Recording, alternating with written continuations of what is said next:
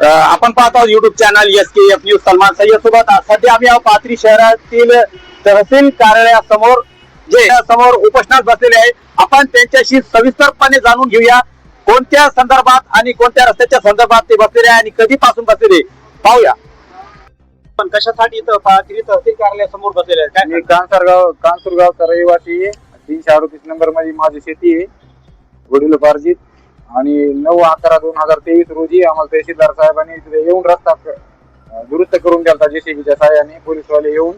पण आता परत मला 10/12/2025 रोजी हे जे लेटर काढले त्यांनी रस्ता नाही म्हणून, आणि ते मला 6/1/2024 रोजी दिलंय आणि त्याला रस्ता बंद करून टाकला JCBच्या सहाय्याने। त्यामुळे मी इथं सहकुटुंबासोबत उपोषणाला बसलेलो आहे। 9 नोव्हेंबर 2023 साली तुम्हाला दिले होतं का ते? 9/11/2023 साली वो खेत का रास्ता था। नंबर बांधे कोर्ट का अपने पास पूरा ये है, निकाल है। तहसीलदार साहब ने भी पुलिस आके चौकसी करी, यहाँ के तहसीलदार अधिकारी आगे रास्ते का तहकीकात करके गए थे जगह का गए थे। उस बार आए थे 9/11/2023 को आए थे, तब चौकीकात करके सब देख दाख के उन्होंने रास्ता बनाया था बढ़िया।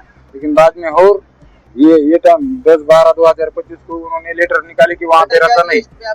इसमें दिए की वहाँ पे असं दिलं त्याच्यामध्ये की जायकवाडीची चारी आहे, तुमचा रस्ता नाही आणि हा रस्ता बंद करण्यात येतो, इथं तुम्ही काही यायचं नाही असं आम्हाला लेटर आलंय। त्यामुळे तुम्हाला दुसरी वाट वगैरे आहे का अजून? आम्हाला दुसरी कोणतीच वाट नाही, तेवढीच वाट आहे आम्हाला शेतामध्ये जाण्यासाठी। आणि ऊस तोडून ठेवलेला आहे। शासनाकडून 2023 साली तुम्हाला रस्ता आहे म्हणून लेखी देण्यात आलेलं आहे आणि आता ह्या नवीन वर्षी आपल्याला सांगण्यात येते की हा रस्ता नाही। 2023 साली लेखी देण्यात आलं।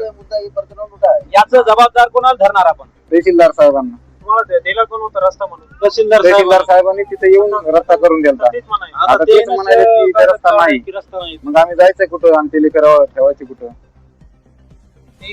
23 नोव्हेंबर 2023 रोजी यांना रस्ता आहे म्हणून प्रशासनाच्या वतीनं पत्र देण्यात आलेलं होतं, पण आज नवीन वर्षी त्यांना असं पत्र देण्यात आलेलं आहे की हा रस्ता जारीचा असल्यामुळे तुम्हाला येण्या जाण्यासाठी वाट नाही।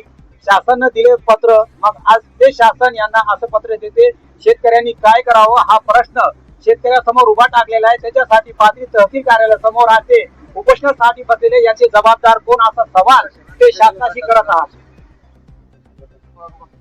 या रस्त्याच्या संदर्भात आपण पाथरी तहसील कार्यालयासमोर उपोषणात बसलेले आहे। तहसीलदार हे मान्य करतील किंवा नाही करणार ते अजून पुढचा प्रश्न आहे, पण आपलं उपोषण केव्हापर्यंत चालू राहणार आहे आणि मागण्या जर आपल्या मान्य झाले नाही तर आपण याचा पुढचं काय पाऊल उचलणार आहात? माझी जर इथं मागणी मान्य झाली नाही तर मी वरच्या आझाद मैदानावर जाईल, तिथं कुटुंब घेऊन बसेल।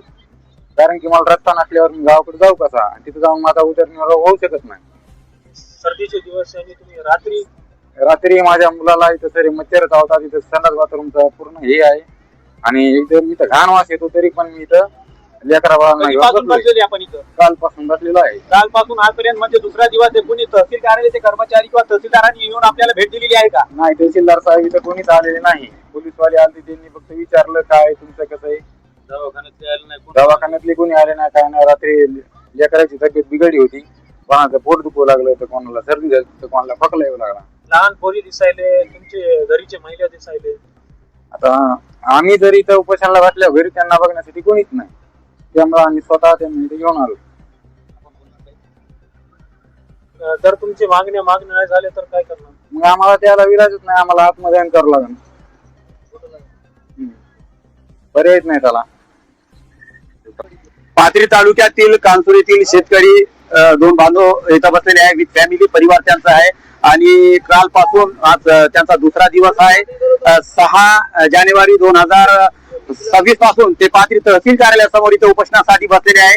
त्यांच्या शेतात येण्या जाण्यासाठी त्यांना वाट नाहीये आणि 2023 साली त्यांना तहसीलदार पाथरी यांच्याकडून एक पत्र देण्यात आलेलं होतं की त्यांना रस्त्याची वाट आहे म्हणून, पण आज अचानक त्यांना नवीन वर्षी म्हणजे जानेवारी 2026 रोजी त्यांना असं पत्र काढण्यात आलेलं तहसील कार्यालयाकडून की त्यांना येण्या जाण्यासाठी वाट नाहीये आणि ती जी वाट आहे ते जारीची वाट असल्याचे त्यांना नमूद करण्यात आलेले आहे। तर शेतकरी यांचं असं म्हणणं आहे की वाट नव्हती तर मग शेतकऱ्यांसाठी जे तहसीलदारांनी जे पत्र काढून दिले होतं 2023 साली त्यांना जागा रस्त्यासाठी, मग ते आदेश बी ते तहसीलदारांचेच आहे आणि आज काढलेले आदेश पत्र बी त्यांचेच आहे। मग याचा जिम्मेदार कोण आणि यांचं जर काही बरं वाईट झालं तर याचं सर्वस्वी जबाबदार प्रशासन म्हणजे तहसीलदार राहील असा शेतकरी पवार यांनी आज सांगितलेलं आहे.